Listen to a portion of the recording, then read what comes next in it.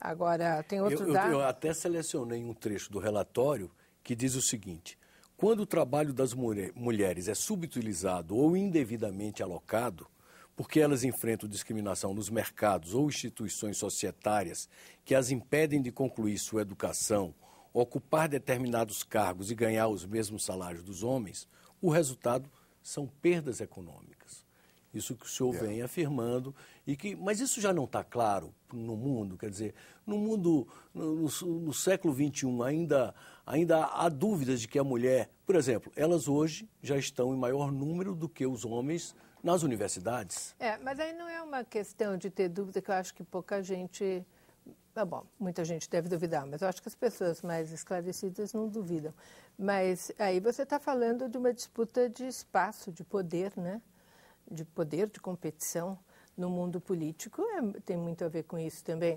Outro dia eu estava falando da questão das cotas, da lista, né, de alternância, e eu ouvi um deputado dizer algo, eu até entendi o ponto de vista dele, mas com o ponto de vista dele nós não vamos mudar a situação de equidade de gênero. Ele falou, mas como?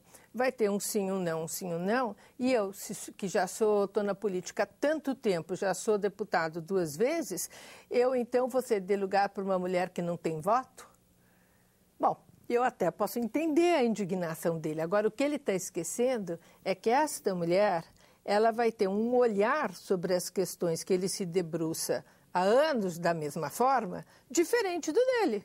Não vai ser nem melhor nem pior, vai ser representativo de 52% da população que está excluída e que não pode influir no que pensa. Tanto é que esse relatório mostrou que as mulheres no poder vão lidar com questões de infraestrutura de sobrevivência da família melhor. Exatamente. E da corrupção também. Inclusive do cuidado das crianças, né? As crianças são as primeiras favorecidas. E da corrupção também, porque a corrupção atinge a qualidade de vida de todo mundo, né?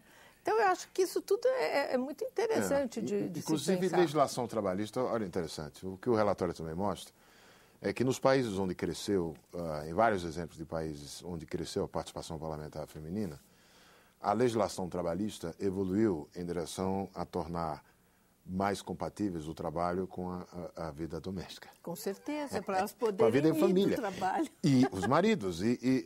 O que é claro, isso é universal. Olha que interessante que está sendo dito.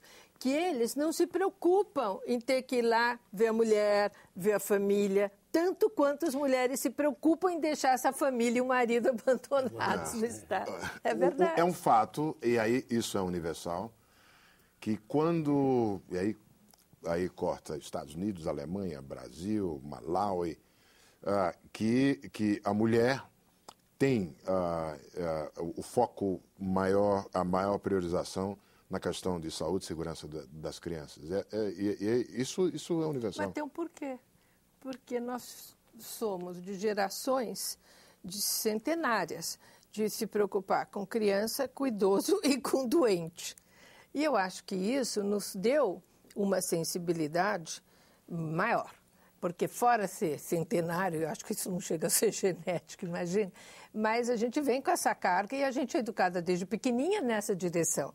Então, quando você atinge o poder, você tem essa preocupação com você. Não é que você chegar lá e fala, esqueço tudo que eu fui criada, esqueço tudo que minha avó falava. Não, você chega inteira, com toda essa bagagem de gerações ancestrais, de cuidar. Mulher cuida. Então, eu acredito que vale a pena chegar a mulher ao poder quando ela tem essa preocupação. E eu acho que a maioria delas tem esta preocupação, principalmente as que estão chegando no final do século passado e neste século. Eu acho que as mais antigas, elas iam mais travestidas de homem para poder fazer a disputa, né? Essas outras, as mais modernas, dessas gerações mais agora, elas são mais femininas no seu vestir, elas são mais preocupadas no seu jeito de... Elas não têm que se disfarçar de homem. E isso tem sido muito importante, porque na medida que a gente vai vendo do lado de fora isso, a gente vai podendo perceber que elas não vão ser tão... não é medrosa, que nenhuma ali era medrosa, mas não tão constrangidas a não colocar essas preocupações que são inerentes à mulher. Senadora, nós falamos num mundo do trabalho, já falamos do mundo da política. Agora, no ambiente doméstico, a mulher, muitas vezes, ela é vítima da violência, às vezes até do seu marido, do seu parceiro, do seu amante, enfim. A gente sabe que esse é um problema recorrente em muitos países do mundo e o nosso Brasil também não está alheio a essa questão, né? Aqui tivemos a Lei Maria da Penha, foi uma evolução, mas como é que a senhora avalia como estamos nesse aspecto no Brasil? Eu acho que temos os prêmios. Nós podemos ir mal em muita coisa, mas a Lei Maria da Penha, ela é uma lei hoje aplaudida no mundo inteiro, referência. E se o Brasil pontua bem, né, na questão da mulher, muito é por causa da Lei Maria da Penha. Esse foi um avanço extraordinário. Mas, veja o senhor, é um avanço extraordinário. Mas nós não tivemos que ir para o Supremo para dizer que ela é constitucional? Quer dizer, precisava aquilo? Não, porque a cabeça de meia dúzia de juízes interpretava que, afinal, um tapa ou outro não precisava ter uma punição como a lei mandava. Bastava dar a tal da cesta básica. Quer dizer, teve que ir para o Supremo para que fosse garantida a leitura correta da lei.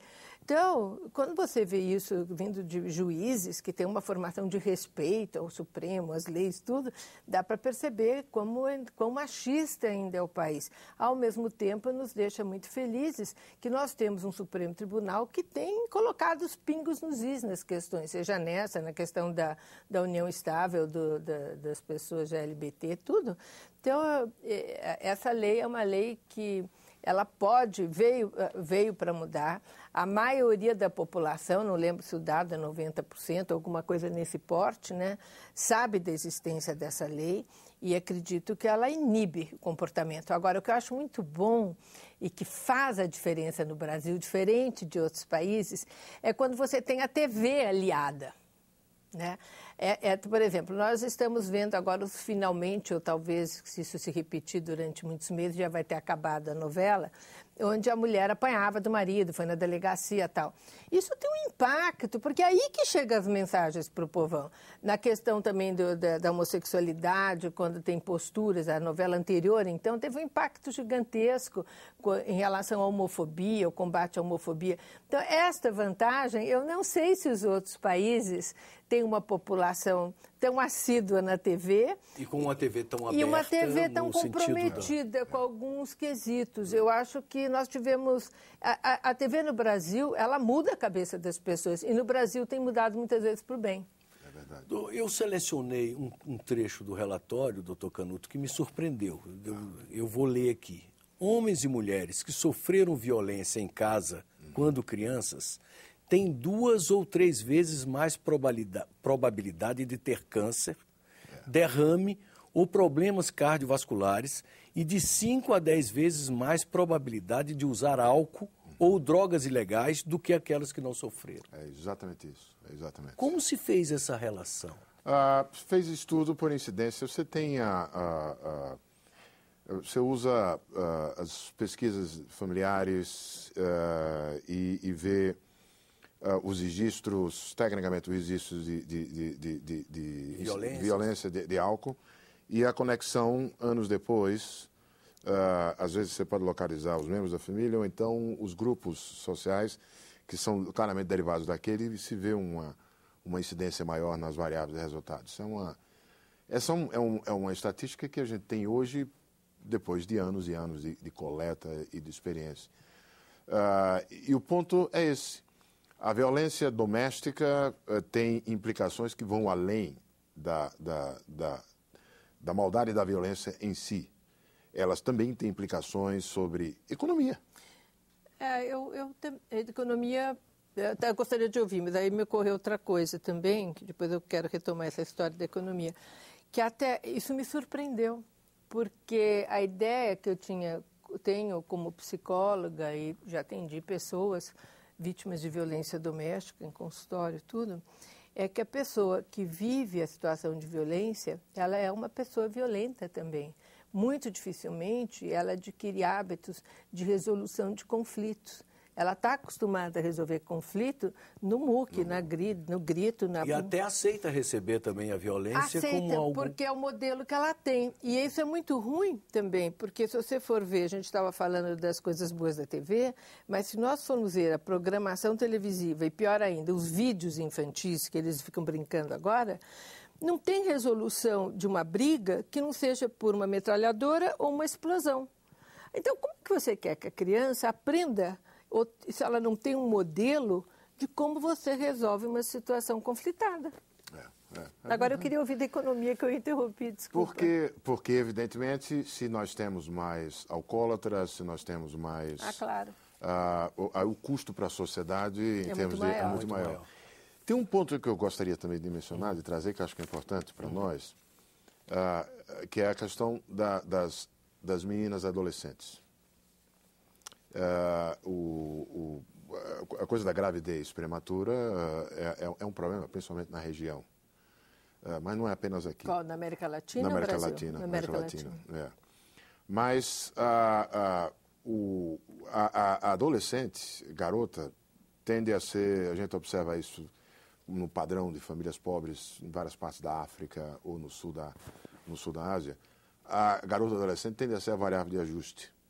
Faltou comida, desde bebê, tanto bebê, mulher, quanto... Se a família tem um bebê menino e um bebê feminino, e diminui a comida, a prioridade é dada ao menino. Se tem uma crise e alguém na família tem que trabalhar, o primeiro a ser sacado da escola, quando é adolescente, é a menina, não é o menino. Então, nós fizemos um experimento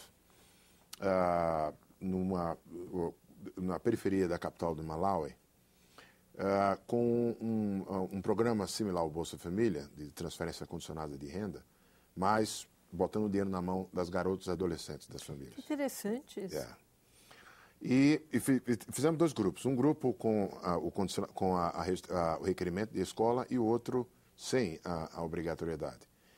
E o interessante é que o atendimento escolar subiu brutalmente em relação a todas as partes da periferia que não recebem a transferência condicional de renda, inclusive no caso em que não havia o requerimento.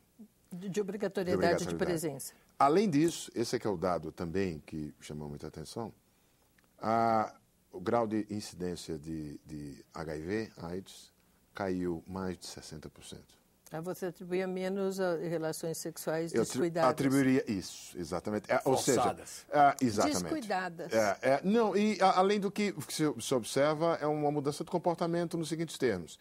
As meninas já não mais se sentiram levadas ou empurradas pelos pais, ou o que quer que seja, em direção a mais velhos. Mas sabe o que eu acho que tem a ver com isso? Com uma coisa que me ocorreu essa semana, que eu, quando era pequenininha, e eu vejo ainda muitas minhas netinhas, todo mundo brinca de princesa, menininha, né? É a princesa, é o príncipe, né? E eu vejo ela lá brincando das mesmas coisas que eu brincava. E aí eu comecei a pensar quanto tempo vai demorar, e não vai ser muito, para brincar de presidenta. Porque, por que você brincava de princesa? Porque vinha um cavalo branco, te levava para a felicidade eterna, o príncipe e tal. Eu acho que hoje as meninas também estão na linha do que estava sendo falado. Ela não precisa do cavalo branco, com o cavaleiro, né? Ela precisa de poder, estudo, independência, e ela vai ter um parceiro que é igual. Isso vai mudar. E eu acho que a eleição da presidenta Dilma vai fazer que as menininhas passem de brincar de princesa a brincar de presidenta. Nós vamos ver isso. Eu acho que é um poder de transformação gigantesco isso que nós vamos observar nesse país. Agora, por exemplo, países como o Chile, que a Michelle Bachelet ficou lá 8 anos, talvez já esteja ocorrendo isso. Isso seria muito interessante poder oferir nos países de uma Angela Merkel, de uma Bachelet, de uma Cristina Kirchner depois de 8 anos, o que aconteceu com a cabeça dessas meninas e a brincadeira delas. Vai mudar, não tem como. O mundo finalmente está mudando. Fica a sugestão da senadora para o Banco Mundial e assim encerramos o nosso programa, porque o nosso tempo se esgotou. Eu devo agradecer a presença da senadora Marta Suplicy, doutor Otaviano Canuto, E lembrar aos nossos telespectadores o caminho para nos enviar o seu comentário, a sua crítica ou sugestão de pauta. Basta acessar o nosso site www.senado.gov.br/TV ou ligar para o Alô Senado no número 0800 61 2211. Obrigado pela audiência e até um próximo Cidadania aqui na TV Senado.